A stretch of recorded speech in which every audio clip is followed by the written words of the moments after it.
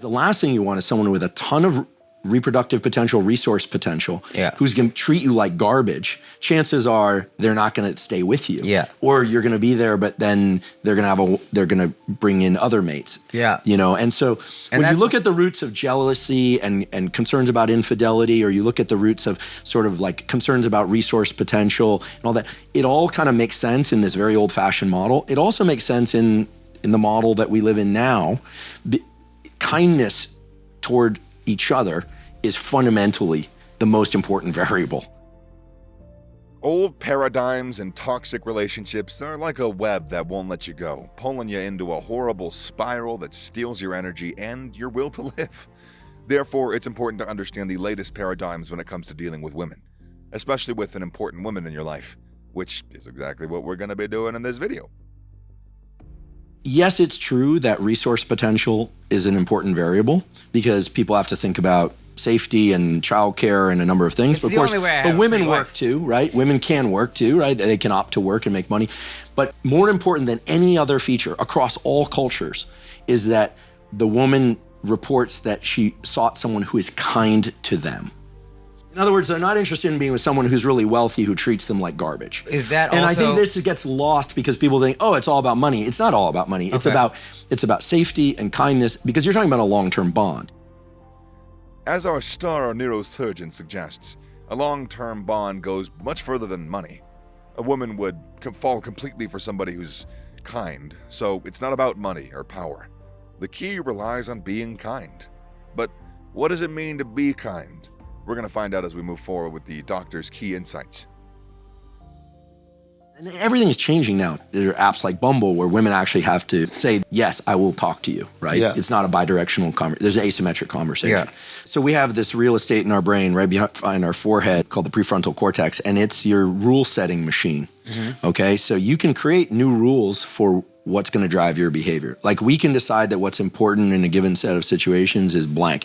You actually see this, right? If people go away on retreats or they go to some event and there's only, 10 men and 10 women, they're all heterosexual, who you find most attractive will be gauged against the other 9. But in a world in New York City, right, then the mean is that the distribution is much broader and the mean is shifted perhaps, right? And so you can't beat evolution. You're always going to be constrained by brain wiring, but you can condition certain things. And also sometimes people are selecting for somebody who's really nice, really funny. We get along so well. It's a fact that our brains come with their own unique wiring, but that doesn't mean that we're stuck with it or we can't change things up a bit. We have the power to shift our priorities around and to, make more thoughtful choices when it comes to picking the right person to be with, really. This way we can create a stronger relationship and work towards building a brighter and better future, Together. It's all about being open to change and growth and realizing that we have the ability to shape our own lives and our relationships, and we might be at least a little bit at fault for some of the things we need to change. It's as okay to be shallow as being shallow is important to you, right? There are people who are like, they have their list, right? They're like, I want to be with someone who graduated college, or I don't care, or I want to be with somebody who, is physically attracted to, et cetera, et cetera. I mean, the reality is that no matter how attracted two people are to one another, like at some point it becomes familiar. But there are certain people, like I'll just disclosure, I'm actually become in a relationship, monogamous relationship, actually become more attracted to the person I'm with. And I think it's something through the nose. It's like a pheromone thing. I become very conditioned to them. It's also worth us defining our terms around desire. It can mean lust. It can mean the desire for long-term partnership. The formal study of love and desire and attachment goes back to the early 1900s. One of the classic studies on this is entitled Love and Desire. It was published in 1912 and really focused on 2 opposing themes within romance. One is love, which in that paper was really meant to include attachment and dependence or interdependence between individuals, right? And the other end of the spectrum being desire or the sexual desire for another. And romance was meant to encapsulate both those things, love and desire. And for much of the 1900s, it was thought that love and desire were on sort of opposing ends, or in kind of a push-pull. And it was the dynamic push and pull between love and desire that one could define romance. And that actually led to much of what's out there in the psychological literature. When people enter romantic relationships that to them are very satisfying, there's this period that, that the theory is that it lasts anywhere from 6 days to 6 months, although some people report that this feeling can last many, many years, even decades, of just feeling completely filled up and sated by the experience of being with that person. So much so that cravings for food are reduced. Cravings for sleep are reduced. Now, there's all sorts of activities and things that go along with new romantic partnerships that take up time that might get in the way of things like sleep or things like food. But the point is that dopamine is the final common pathway by which we seek out things and we end up feeling as if we are satisfied by certain types of interactions. So normally, when we are in social relationships that are ones that are familiar to us, we have a balance of these different drives. But when one particular drive takes over and we are very focused on it, because they all funnel into the same circuitry, there really isn't the seeking out of certain types of behaviors like food seeking when we're newly in love. When people say relationship is hard, the only really hard part of a good relationship is just dealing with oneself and making sure that you're staying in that mode of caretaking. Because I do believe that if one is mainly focused on taking good care of the other person, they're also focused on taking good care of you to some extent, and we're good at taking care of ourselves, everybody flourishes. Master, or at least be good at autonomic self-regulation. Know how to calm yourself down.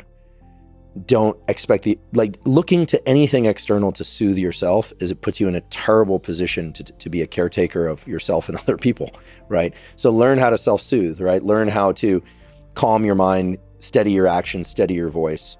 If your main focus is on, you want to have good boundaries, etc., but on tending to the relationship, doing a little bit more than you think you ought to do, if everyone does that, it goes great.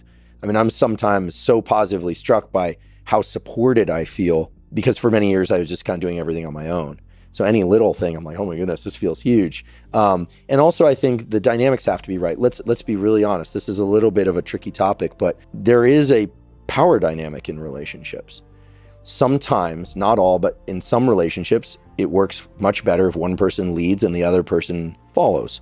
In other relationships, it's more mutuality, works best. People need to know what they need. And so knowing what you need and what you crave is really important. And then once you do that, you can create the relationship you want. I've seen that over and over again. And people are different. There's the dopamine phase of a relationship, and then there's the serotonin phase, the kind of more mutuality, coziness, and sweetness.